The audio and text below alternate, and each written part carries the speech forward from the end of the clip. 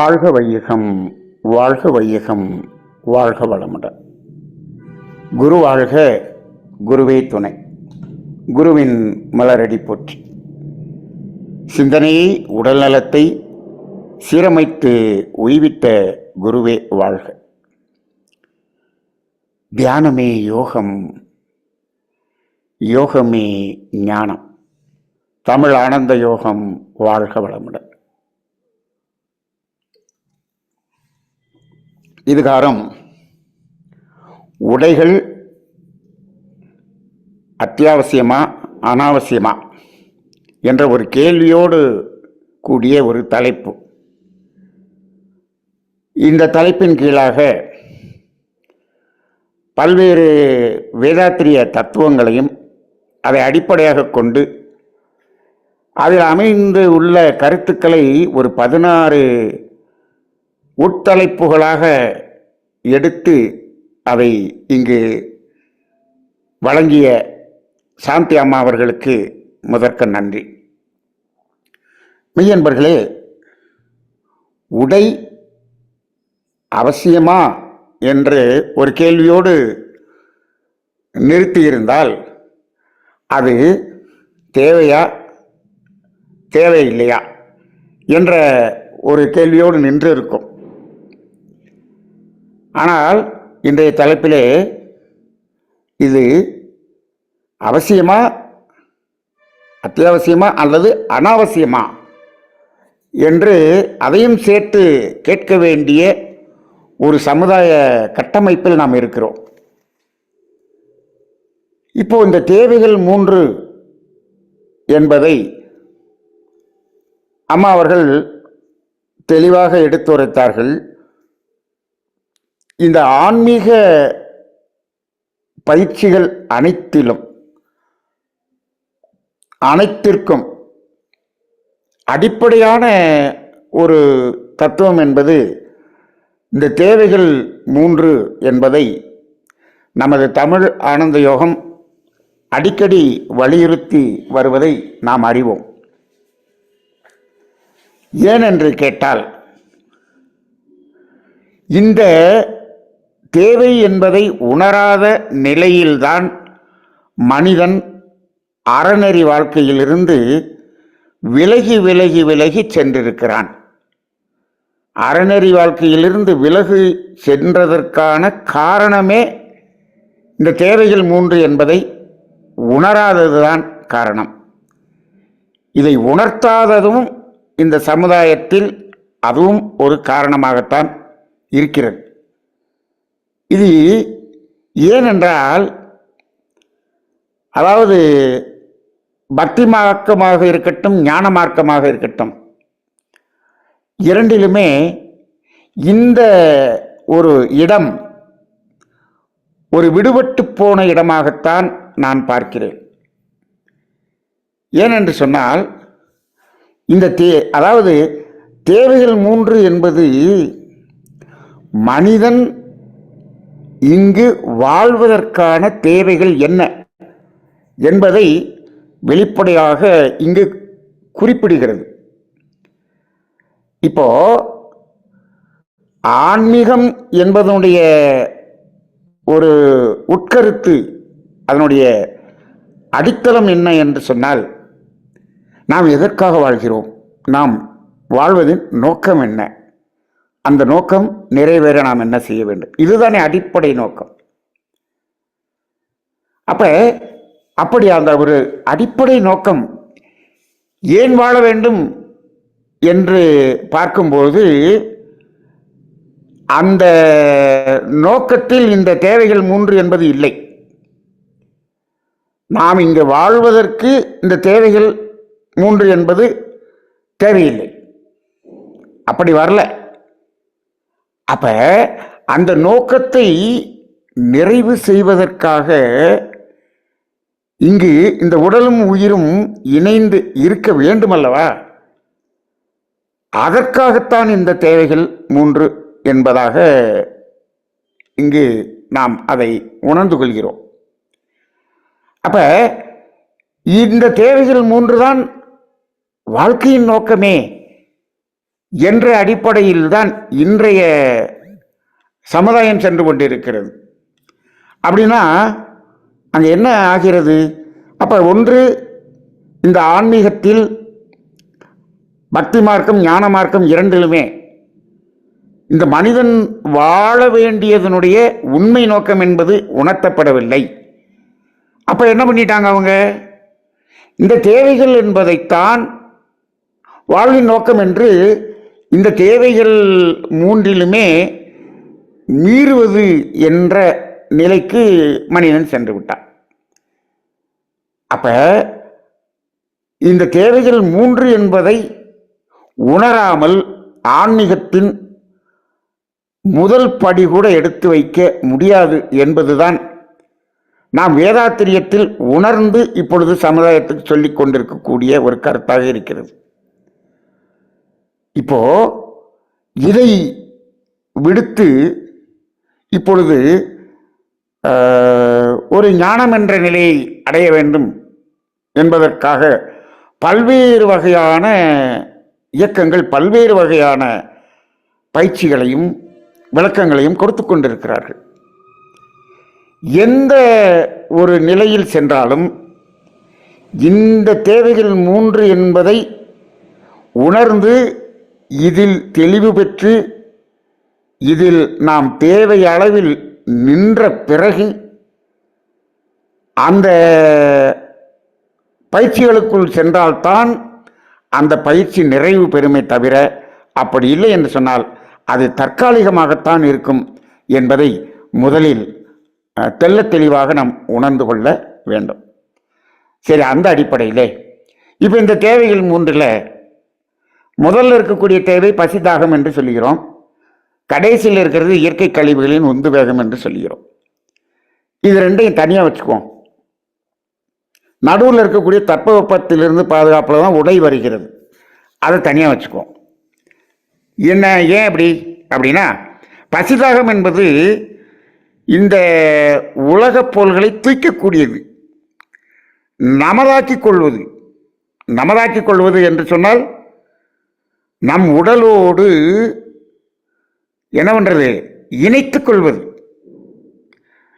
உடலோடு சேர்த்துக் கொள்வதல்ல, இணைத்துக் கொள்வது.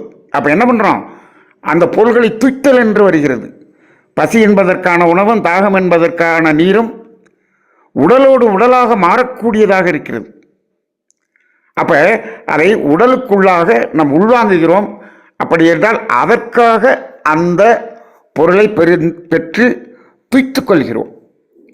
சரி, கடைசியில் உடல் கழிவுகளின் உந்து வேகம் என்று சொன்னால் நாம் உள்ளே நாம் உடலுக்குள்ளாக நாம் எடுத்துக்கொண்ட அந்த உலகப் பொருள்களாக இருக்கட்டும், இந்த இயற்கையிலிருந்து வந்த எந்த ஒன்றாக இருக்கட்டும், அவை உடலிலிருந்து சரியாக வெளியேறுவது என்பது மூன்றாவது தேவையாக இருக்கிறது. ஒன்று நமதாக்கிக் கொள்வது, இன்னொன்று கழிவுகள் தேவையில்லாதது நம்மை விட்டு வெளியேறுவது அப்படிங்கிற மாதிரி இருக்கு. இப்போ இந்த ரெண்டாவது தட்பவெப்பத்திலிருந்து பாதுகாப்புங்கிறது அப்படி இல்லை. இது நம்மோடு இணைத்துக் கொள்கிறோம், நமதாக்கிக் கொள்வது இல்லை. அதை என்ன பண்ணுறோம், நம்மோடு இணைத்துக் கொள்கிறோம். எப்போ இணைத்துக் கொள்கிறோம்? அதாவது ஒரு குறிப்பிட்ட காலம் அந்த தட்பவெப்பத்துக்கு தகுந்தாற்போல் அதை உடலோடு இணைத்துக் கொள்கிறோம். அப்புறம் உடலிலிருந்து அதை தள்ளி வைத்து விடுகிறோம். அந்த பொருள் நம்மிடம் இருந்து கொண்டே இருக்கும், அது அழிவதில்லை. ஆனால் தேவை மூன்றில் இருக்கக்கூடிய இப்போ உணவு என்பது என்னாகும், சாப்பிட்டோம்னா உள்ளே போய் டைஜஸ்ட் ஆகி அடுத்து மூன்றாவது தேவையாக கழிவாக வெளியே போயிடுது. நம்மிடம் வந்து அகண்டு விடுகிறது ஒரே ஒரு நாள். 24 மணி நேரத்தில் நமக்குள்ளே வந்துட்டு நம்மள்கிட்ட வெளியில் போயிடுது. ஆனால் இந்த ரெண்டாவது இருக்கக்கூடியதில் உடையும் இருப்பிடமும் ரெண்டாவது தட்பவெப்பத்திலிருந்து பாதுகாப்பில் வருது. அதுக்காக நாம் பெறக்கூடிய பொருள் நம்மிடம் இருந்து கொண்டே இருக்கிறது. எங்கே இருக்கு? வீடு இருந்து கொண்டு இருக்கிறது, உடை பீரோவில் இருந்து கொண்டு இருக்கிறது. அதை எப்பயுமே நம்ம உடம்போடையே வச்சுக்கிட்டு இருக்கோமான்னா இல்லை. ஆனால் நமதாக வைத்துக் கொள்கிறோம். அந்த தேவையின் அடிப்படையில் அதை உடம்போடு இணைத்துக் கொள்கிறோம். அப்புறம் உடம்புலேருந்து டிட்டாச் பண்ணிடுறோம். Attachment and detachment. ஆனால் அந்த உடை நம்மிடம் இருந்து கொண்டே இருக்கிறது. அப்போ இந்த அடிப்படையில் தான் இந்த இரண்டாவது தேவை வருகிறது. வீடாக இருக்கட்டும், உடையாக இருக்கட்டும். இப்போ இது அந்த தேவைக்காக வச்சுட்டு எடுத்துட்டோம் இல்லையா?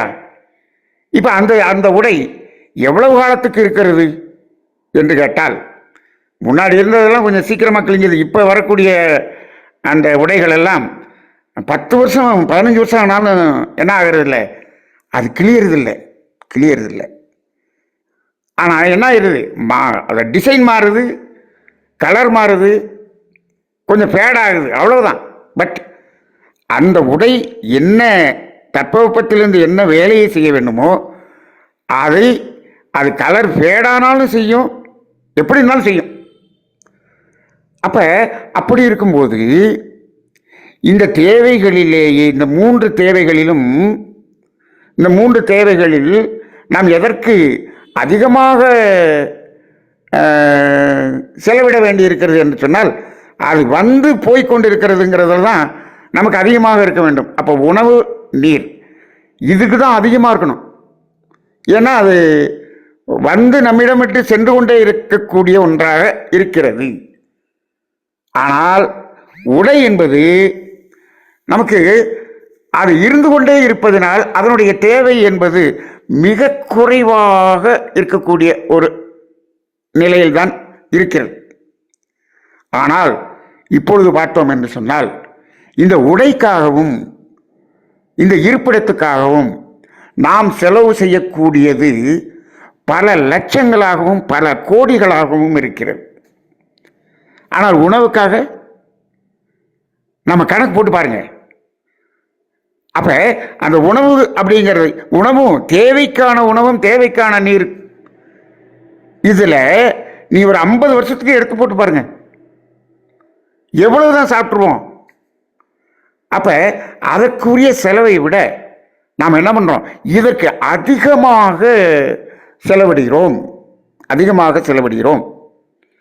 அப்ப இதற்கு காரணம் என்ன என்று கேட்டால், இது உடலின் தேவையை மனதின் தேவையாக மாற்றியதுதான் காரணம் என்று நாம் புரிந்திருக்கிறோம். அதை அம்மா விளக்கி சொன்னாங்க. இது உடலின் தேவை மட்டுமே என்று சொன்னார்கள். ஆனால் இது மனதின் தேவையாக மாற்றிவிட்டோம். இப்போ அந்த இடத்துல கூட ஒரு விளங்கிக் கொள்ள வேண்டிய ஒரு இடம் இருக்கிறது. இதன் மனதின் தேவைக்காகத்தான் இவ்வளவு உடைகள். இதில் பாருங்க, ஆடம்பரமானு கேட்டோம். ஆடம்பரமானு கேட்கும்போது அதில் குவான்டிட்டிங்கிறதுக்கு விட ஏன்னா இது அந்த குவாலிட்டி அப்படிங்கிறது அதிகமாக போகுது ஆடம்பரத்தில்.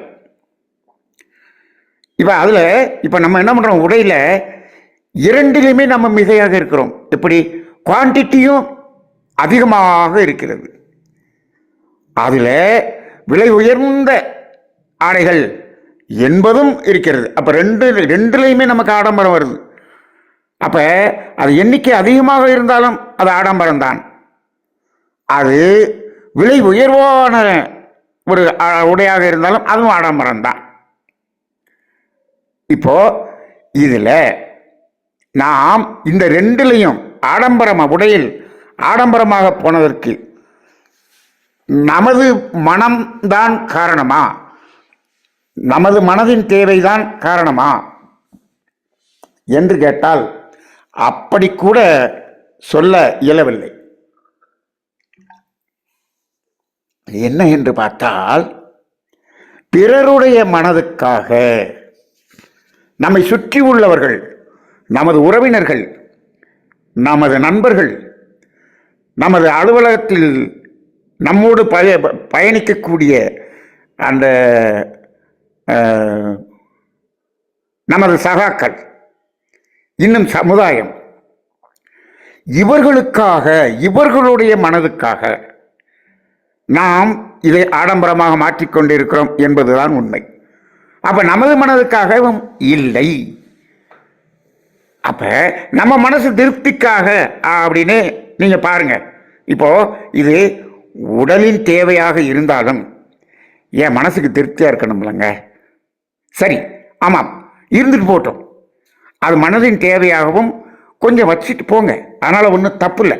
எப்படி இது எனக்கு இந்த வெப்பத்துக்காகவும் குளிருக்காகவும் தான் அப்படின்னு சொன்னாலும் இருந்தாலும் எனக்கே இதை போடும்போது என்னை பார்க்கறதுக்கு எனக்கே என் மனசுக்கே ஒரு திருப்தியாக இருக்கணுமா இல்லையா? இருக்கட்டும், பரவாயில்லை. அப்போ ஒரு கண்ணாடியில் போட்டு பார்க்குறீங்க, உங்களையே பார்க்குறீங்க. உங்களையே பார்க்கும்போது உங்களுக்கு திருப்தியாக இருக்கு. சரி, இன்னும் கொஞ்சம் கூட நம்ம ரிலாக்ஸாக போகலாமே. பரவாயில்ல. எப்படி? என்னுடைய மனைவியின் திருப்திக்காக, என்னுடைய கணவனின் திருப்திக்காக. சரி, ஏன்னா நம்மை அழகுபடுத்தி அதை ரசிக்கக்கூடியவர்கள் என்று பார்த்தால் யாராக இருப்பார்கள்? நமது குடும்பம் மட்டுமே. எப்படி? உண்மையாக ரசிக்கக்கூடியவர்கள். எப்படி? பொறாமை இல்லாமல் ரசிக்கக்கூடியவர்கள். அப்படி பார்த்தா கணவன் மனைவி, நமது பெற்றோர்கள், நமது குழந்தைகள், அவ்வளோதான். நமது உடன்பிறப்பு கூட கிடையாதுங்க. அப்புறம் எப்படி உறவினர்கள் வரும்? அப்புறம் எப்படி நண்பர்கள் வரும்? அப்புறம் எப்படி சமுதாயம் வரும்? இப்போ இந்த அளவில் கூட வைத்துக் கொள்ளுங்கள். அப்ப மனைவி கணவனுக்காகவோ கணவன் மனைவிக்காகவோ அவங்க அந்த உடையை பார்ப்பதற்கு ஒரு ரசிக்கக்கூடிய அளவில் இருக்கணும்னு நினைக்கிறாங்கன்னு கூட வச்சுக்கோங்க. பரவாயில்ல. ஏன் அப்படி நான் சொல்றேன்னா, நமது உடலின் தேவை என்பது நிறைவு அடைந்த உடன் மனிதன் மனதின் தேவை என்பதை நிறைவு செய்ய வேண்டும் என்று நம்ம அடிக்கடி சொல்லிக்கிட்டு இருக்கோம். மனதின் தேவை என்ன சொல்லிக்கிட்டு இருக்கோம்? மனதின் தேவை என்பது ரசித்தல் என்று சொல்லியிருக்கோம். எதை ரசித்தல்? இயற்கையை ரசித்தல் என்று சொல்லிக் கொண்டிருக்கிறோம். இப்போ அந்த மாதிரி கூட நம்ம வச்சுக்கலாம். இப்போ கணவனுக்கு ஒரு நல்ல ஒரு ட்ரெஸ்ஸு ஒரு தட்பவெப்பத்திலே தான் போட்டாலும் அதில் நீங்கள் இந்த அந்த மஞ்சள் கலர் போடும்போது உங்களை பார்க்கும்போது நல்ல ஒரு ரசிக்கும் தன்மையாக இருக்கிறது அப்படின்னு சொல்கிறாங்கன்னு வச்சுக்கோங்க. அப்போ மஞ்சள் கலர் தேடி எடுங்க, பரவாயில்ல. அப்போ அந்த உடலின் தேவை என்பது மனதின் தேவையாகவும் அதை பார்க்கக்கூடிய ஒரு நிலை இருக்கிறது என்று சொன்னால் அதில் ஒன்றும் தவறில்லை. இப்போ இதே இது பசியே இல்லாமல் உணவு அப்படிங்கிறதுல மனதின் தேவைங்கிறதுக்கு ரசிக்கிறது எல்லாத்தையும் நம்ம சாப்பிட்டோம்னா அங்கே உடம்புல என்ன ஆயிரும்? பிரச்சனை வந்துடும். அங்கே போய் அந்த ரசித்தலுக்கு போகக்கூடாது. நீங்கள் பசிங்கிறது அந்த பசிக்கான உணவு தான், அதில் போய் ரசித்தல் அப்படிங்கிறது இல்லை. அங்கே என்ன வரும்? அந்த பொருளை நமதாக்கி கொள்ளும்போது அது ருசித்தல் என்று ஆகிவிடும். அது ருசித்தல் என்று வந்துவிடும். அதுக்கும் இதுக்கும் ரொம்ப டிஃப்ரென்ஸ் இருக்கு. அதாவது பசி தாகத்துக்கும் தட்பவெப்பத்தல் பாதுகாப்புக்கும் ரொம்ப டிஃப்ரென்ஸ் இருக்கு. நீங்கள் பசி தாகம் என்பதுடைய தேவை இருக்கு பார்த்தீங்களா? அது எதை அடிப்படையாக கொண்டது அப்படின்னு கேட்டால், நாம் பஞ்சபூதங்களால் ஆனவர்கள். இந்த பஞ்சபூதங்களின் குறைபாடை நிறைவு செய்வதிலே இந்த நிலம் நீர் என்ற இரண்டையும் நிறைவு செய்வது அது சென்ட்ரல் நர்வஸ் சிஸ்டம் ஆகிய நம்முடைய வேலையாக இருக்கிறது. நாம தான் உணவையும் நீரையும் எடுத்து அதை சமன் செய்ய வேண்டி இருக்கிறது. அந்த தேவையை அதே நெருப்புக்கும் காற்றுக்கும் அது தானாக அட்டானமஸில் நடந்துருது. அப்போ அந்த பஞ்சபூதங்களின் தேவையை பூர்த்தி செய்தல். அப்போ அது என்னது? அதனால தான் நமதாக்கி கொள்ளுதல்னு சொன்னேன். ஆனால் இங்கே அது இல்லை. இங்கே எப்படி என்ன? அது உடை, இருப்பிடம், இந்த ரெண்டுலேயும் நம்ம உடம்போடு அதை ஐக்கியப்படுத்துவது இல்லை, நம்ம உடம்போடு இணைத்துக் கொள்ளுதல், அவ்வளவுதான். இல்லை, அதாவது நம்ம உடம்போடு இணைத்துக் கொள்ளுதல் என்பது உடை, இந்த உடம்பை கொண்டு போய் இணைத்துக் கொள்ளுதல் என்பது வீடு. வீட்டில் நம் உடம்பை இணைத்துக் கொள்கிறோம், உடையை நம் உடலோடு இணைத்துக் கொள்கிறோம். அது வீட்டில் போய் இணைத்துக் கொள்கிறோம், அப்புறம் வெளியில் வர்றோம், திரும்பி உள்ளே போகிறோம். அப்போ என்ன ஆகுது, அந்த இணைப்பு நடந்து நடந்து நடந்து துண்டித்து துண்டித்து நடக்கக்கூடிய ஒன்றாகத்தான் இருக்கிறது இதில். அப்போ இந்த நிலை வேறு. அப்போ அந்த இடத்துல வரும்போது நீங்கள் நமதாக்கி கொள்ளுதல் என்பதில் வரும்போது அது பசியாக இருந்தாலும் தாகமாக இருந்தாலும் அதில் ருசித்தல் என்பது தான் வரும். ரசித்தல் என்பது எங்கே வரும்? இங்கே தான் வரும். இதில் அது வீடாக இருந்தாலும் ரசித்தல் இருப்போம், உடையாக இருந்தாலும் ரசித்தல் என்பது இருக்கும். அந்த ரசித்தல் பரவாயில்ல, வேணும், அதுவும் வேண்டும். ஆனால் அந்த ரசித்தல் எப்படி இருக்க வேண்டும்?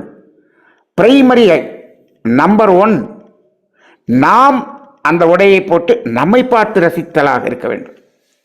நாம் நம்ம மனசுக்கு ரசித்தல், ரைட், பரவாயில்ல. அப்புறம் நம்ம குடும்ப உறுப்பினர் ரசித்தல், முடிஞ்சு போச்சு. இந்த ரசித்தல் இருக்கும்போது அது நமக்கு எந்த வகையிலும் பாதிப்பை ஏற்படுத்தாது, எந்த நெகட்டிவ் அலையும் வராது, எந்த கண்ணும் படாது, எந்த பொறாமை அலையும் வராது, அது நமக்கு எந்த நெகட்டிவையும் நமக்கு ஏற்படுத்தாது. அந்த அளவில் ரசித்தல் இருக்க வேண்டும். அப்படி பார்த்தோம் என்று சொன்னால், அப்படி ரசிப்பதற்கு இவ்வளவு உடைகள் தேவைப்படுமானா தேவைப்படாது, இவ்வளவு ஆடம்பரமா தேவைப்படுமானா தேவைப்படாது.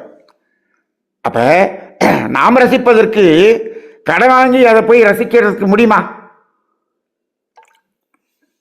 கடன் வாங்கி உடை வாங்கி கடன் வாங்கி வீடு கட்டி ரசிக்கிறாங்களே, அது எப்படி ரசிக்க முடியுமா உங்களால்? நல்லா பாருங்க, கடனை வாங்கி வீடு கட்டிட்டு எத்தனை பேர் அந்த வீட்டை பார்த்து ரசிக்கிறான்? நல்லா யோசனை பண்ணி பாருங்க. கடன் கட்டணுமே, வட்டி கட்டணுமே, எப்போ இந்த கடன் முடியும்? கடன் கட்ட முடியலையே. அப்படித்தானே இருக்கிறது. இப்போ எல்லாம் ஒரு 12,000 பேரை ஒரு கம்பெனியிலேருந்து வேலையை விட்டு தூக்கிட்டாங்க. இப்போ என்ன சொல்கிறாங்க, இந்த 12,000 பேரில் கிட்டத்தட்ட 10,000 பேர் வந்து அவசியம் லோன் வாங்கி வச்சுருக்கான். இப்போ பேங்க்காரன்லாம் என்ன, அந்த இஎம்ஐலாம் இவன் நான் அடுத்த மாதம் கட்ட மாட்டானே. இப்போ என்னாச்சு, அங்கே ரசிக்கக்கூடிய நிலையிலையா இருக்கிறது, வேதனைப்படக்கூடிய நிலைக்கு வந்துருச்சு இல்லை. அப்போ இது கடன் வாங்கி இந்த உடையை ரசிக்கிறது அப்படின்னு சொன்னால் கடன்கிற அந்த வேதனை தான் இருக்குமே தவிர அங்கே ரசித்தல்ங்கிறது இருக்காது. அப்போ இதெல்லாத்தையும் ஏன் இவ்வளவு ஆடம்பரமாக நாம் வாங்குகிறோம் என்று சொன்னால், இது நமது மனைவிக்காகவோ கணவனுக்காகவோ குழந்தைகளுக்காகவோ பெற்றோர்களுக்காகவோ இல்லை. யாருக்காக பண்ணுறோம்? உறவினர்களுக்காக, ஊருக்காக, நண்பர்களுக்காக, சமுதாயத்துக்காக, அடுத்தவன் பார்க்கணுமே. அப்படிங்கிறதுனால தான் இன்னைக்கு இந்த உடையும் வீடும் ஆடம்பரமாக போய்விட்டது. அப்ப நாம் என்ன பண்றோம்? நமக்காகவும் வாழவில்லை, குடும்பத்துக்காகவும் வாழவில்லை, சமுதாயத்துக்காகத்தான் வாழ்கிறோம், பிறருக்காகத்தான் வாழ்கிறோம், பிறர் ரசிப்பதற்காக வாழ்கிறோம். இப்படி கூட எடுத்துக்குவோம், பிறர் ரசிப்ப என்னங்க, ஊரில் எல்லாரும் நம்மளை ரசிக்க வேணாமா? எதுக்குங்க? உங்களை உங்கள் மனைவி ரசித்தா போதுங்க, உங்களை உங்கள் கணவர் ரசித்தா போதுங்க, ஊரில் இருக்கவங்கள உங்களை ஏங்க ரசிக்கணும்? அப்படி ரசிக்கும்போது என்ன ஆகும்? பொறாமை அலைகள் தான் வரும், ஏக்க அலைகள் தான் வரும். இந்த 2 அலை தான் வரும், பொறாமை அலைகளும் ஏக்க அலைகளுமே வரும். அது நம்மை பாதிக்கும். அப்ப நீங்க ஆடம்பரமாக, அது இந்த திருமணம் என்பதிலெல்லாம் இன்னைக்கு எடுக்கக்கூடிய அந்த உடைகள், ஏன் திருமணத்துக்கு மட்டும் அவ்வளவு காஸ்ட்லியா எடுக்கிறீங்க? நீங்க உடை எடுக்கிறீங்க, கல்யாணத்துக்கு எடுக்கும்போது மட்டும், இது கல்யாணத்துக்காக எடுத்தது 1 லட்சம் ரூபாய்க்கு போடவை, அதில் அத்தனை பேருக்கும் அப்படி யூனிஃபார்மா எல்லா பேரும் அப்படி நிற்கணும். யாரு பார்க்க? இந்த ஊரெல்லாம் பார்க்க, அங்கே வர்றவங்க 1000 பேரும் பார்க்க, வர்றவங்க 1000 பேர்த்து பொறாமைப்பட. அப்போ இந்த ஆடம்பரம் என்னத்துக்கு பயன்படுகிறது? இந்த உடை ஆடம்பரமா அப்படின்னு கேட்கும்போது, இந்த ஆடம்பரமாக இருப்பது நமக்கு ஏக்க அலைகளையும் பொறாமை அலைகளையும் வாங்கி நமக்குள் நோயை உற்பத்தி செய்து கொள்வதற்கான ஒரு ஏற்பாடாகத்தான் இருக்கிறதே தவிர வேறு எதுவும் இல்லை என்பதை நாம் சிந்தனை செய்து பார்க்க வேண்டியதாக இருக்கிறது. இதெல்லாம் சமுதாயம் சிந்திக்கணும், சமுதாயம் சிந்திக்கணும். அப்ப அந்த அடிப்படையில் பார்க்கும்போது இது தேவையை பூர்த்தி செய்வதற்காக மட்டுமே. அப்படி பார்க்கும்போது குவான்டிட்டியும் இப்பொழுது இருப்பதை விட மிக குறைவாக இருந்தால் போதும்.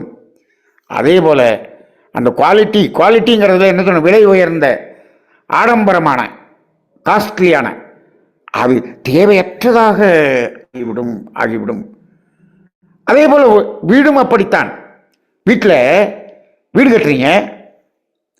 இப்போ நான் வீடு கட்டி கீழே இந்த தளம் போடும்போது நம்ம மேலே போடக்கூடிய மண் ஓடு இருக்கே, அதனுடைய அதையே ஒரு அது கொஞ்சம் ஃபினிஷ் பண்ணி, அதாவது கொஞ்சம் ஸ்மூத் ஃபினிஷிங்காக வச்சு அதே மண்ணோட தான் கீழேயும் பதிச்சிருக்கேன். எங்கள் வீட்டுக்கு வர்றவங்க நிறைய பேர், உங்கள் வீட்டில் தளம் வித்தியாசமாக இருக்கே. ஆமாம், வித்தியாசமாக இருக்குது. வேறு என்ன ஃபீல் பண்ணுறீங்க அப்படின்னு கேட்பேன். இங்கே அந்த தரையில் கால் வச்சு உட்கார்ந்துருக்கும்போது தரையில் ஏதோ விறுவிறுன்னு இருக்கிற மாதிரி எந்த உணர்வும் இல்லை, நல்லா இருக்குது. வெயில் காலத்தில் வந்தாலும் இதில் ஹீட் தெரியல, கூலாக இருக்குது. குளிர் காலத்தில் வந்தாலும் இதில் சில்லுன்னு இல்லை, நார்மலாக இருக்குது அப்படின்னு சொல்லுவாங்க. அப்போ இது ஆரோக்கியத்துக்கு மிக மிக சிறந்தது அப்படின்னு நான் சொல்லுவேன். சொன்ன உடனே நாங்கள் வீடு கட்டும்போது இதே தான் நாங்கள் போடணும் அப்படின்னு சொல்லிட்டு போவாங்க. அப்புறம் கொஞ்ச நாள் கழிச்சு அவங்க வீடு கட்ட ஆரம்பிப்பாங்க பாருங்க. வீடு கட்டி அந்த கன்ஸ்ட்ரக்ஷன் போயிட்டு இருக்கும்போது இந்த தளம் போடுறது இது மாதிரி போடணும், நான் ஒரு வீட்டில் பார்த்தேன், என் நண்பர் வீட்டில் பார்த்தேன்னு அவங்க வீட்டுக்கார மட்டும் சொல்லுவாங்க. அப்படியா, அதை நான் பார்த்தே ஆகணும் அப்படின்னு சொல்லி அவங்க வருவாங்க. வீட்டுக்கார மேலே கூப்பிட்டு வருவாங்க. கூப்பிட்டு இங்கே காமிப்பாங்க. காமிச்சிட்டு நல்லா இருக்கு, சரிங்க, இது எந்த கடையில் வாங்கினீங்க, இது எப்படி அதை லே பண்ணீங்க, அதுக்கு என்னென்ன பண்ணணும், இதில் இப்படி பண்ணணுங்க, இந்த அளவு பண்ணாதாங்க இது சேஃப்டியாக இருக்கும், நான் எல்லா விவரமும் சொல்லி விடுவேன். வீட்டுக்கு போவாங்க. வீட்டுக்கு போயிட்டு அடுத்து பார்த்தோம்னா அவங்க க்ளீனாக விட்டுட்டு என்ன பண்ணுவாங்க, மார்பிள் அல்லது டைல்ஸுக்கு போயிடுவாங்க. என்னன்னு கேட்டால், எங்கள் வீட்டுக்காரம்மாவுக்கு நல்லா தான் இருக்குது, இருந்தாலும் இந்த வர்றவங்கெல்லாம் என்ன சொல்லுவாங்க, நம்ம வீட்டுக்கு வர்றவங்கெல்லாம் எப்படி பார்ப்பாங்க, அதில் பெருமையாக இல்லை அப்படின்னு சொல்லிட்டு நாங்கள் என்ன பண்ணிட்டோம், மார்பிள் வாங்கிட்டோம், டைல்ஸ் வாங்கிட்டோம் அப்படின்ட்டு போயிடுவாங்க. எனக்கு தெரிஞ்சு எங்கள் வீட்டை பார்த்தவங்க யாருமே அதை அவங்க வீட்டுக்கு போடவே இல்லை. இப்போ என்னாச்சு, நம்மளுடைய ஆரோக்கியத்தை விட சுற்றி இருக்கவங்க பார்க்கறது தான் முக்கியம் என்ற ஒரு நிலைக்கு நாம் சென்று விட்டோம். அப்போ இந்த தட்பவெப்பத்திலிருந்து பாதுகாப்பு என்பது முழுக்க முழுக்க முழுக்க முழுக்க பிறர் மன தூண்டுதலுக்காகும். தூண்டுதல்னு கூட சொல்ல முடியாது, அவங்க நம்மளை தூண்டுனாங்க, நம்ம தான் என்ன பண்ணிட்டோம், நம்ம பெருமைக்காக, பிறர் பார்க்கணுங்கிறதுக்காக, பிறர் பொறாமைப்படணுங்கிறதுக்காக, இதற்காகவே உடை என்ற ஒரு நிலையை இப்பொழுது நாம் பார்த்து கொண்டிருக்கிறோம். அப்போ அப்படி வரும்பொழுது இது ஆடம்பரமா அத்தியாவசியமா? இது அத்தியாவசியம் மட்டுமே. யாரோ என்ன சொல்லிட்டு போகிறான், நான் என்னுடைய ஆரோக்கியத்துக்காக, என்னுடைய தட்பவெப்பத்திலிருந்து என்னை காத்துக்கொள்வதற்காக நான் இந்த உடை போடுகிறேன், அவ்வளோதான். நீங்கள் கடையில் போய் செலக்ட் பண்ணும்போது கூட என்ன செலக்ட் பண்ணணும் அப்படின்னு சொன்னோம்னா, அதில் உங்கள் கலருக்கு, உங்களுடைய ஃபேஸுக்கு எந்த கலர் சூட் ஆகும், என்ன மாதிரியான டிசைன், அதை மட்டும் பாருங்கள், அவ்வளோதான். அதை மட்டும் செலக்ட் பண்ணுங்கள்.